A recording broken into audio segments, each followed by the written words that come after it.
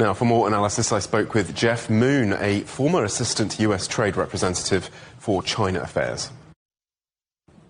I think you could see this as part of the détente that Trump and Xi negotiated in South Korea. You could also argue that this is a rare negotiated compromise facilitating international e-commerce. Actually, the details of the deal are very unclear and vague, but the outcome appears to resemble the Project Texas approach that Oracle proposed several years ago. So this deal seems to involve Trump approving a deal that the Biden administration rejected on national security grounds. So, as you say, this is a rare negotiated compromise, and that it's not really a normal business deal, is it? I mean, is it? Well, you're saying it's not unprecedented, but would we call it a sale, a restructuring, or essentially it's a political compromise? Well, this is a commercial deal that purports to be a political compromise. The businessmen involved will all earn lots of money and are very happy. TikTok supporters and users will be relieved that the operations can continue. I think Beijing will be very happy that it has managed to broker an asset that it really doesn't value very much as a strategic asset into something tangible in the U.S.-China relationship. But I think that there are also others who are concerned about the possible exploitation of the data of TikTok users. They won't think this is unsatisfactory. And anybody in the U.S.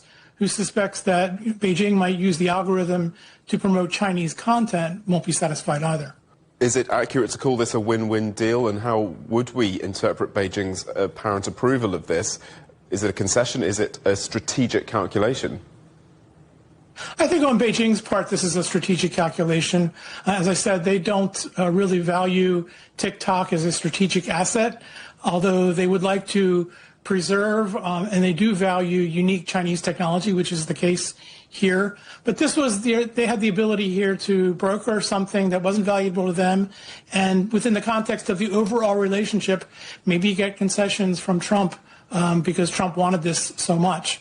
And this is about Trump and his supporters and the political calculation on Trump's part that TikTok users helped him in the last election. And so those are the factors, I think, that went into Trump's decision-making. And perhaps the TikTok users themselves are the big winners in this deal. Well, they will consider themselves winners, certainly. The investors who are Trump's political supporters, all the folks that are involved on the business side of this deal are closely aligned with Trump, so they will be very happy. I think Trump will be happy because he's satisfied many of his constituents. As I said, I think it's the national security community and probably Democrats in Congress that will find this deal lacking in various respects.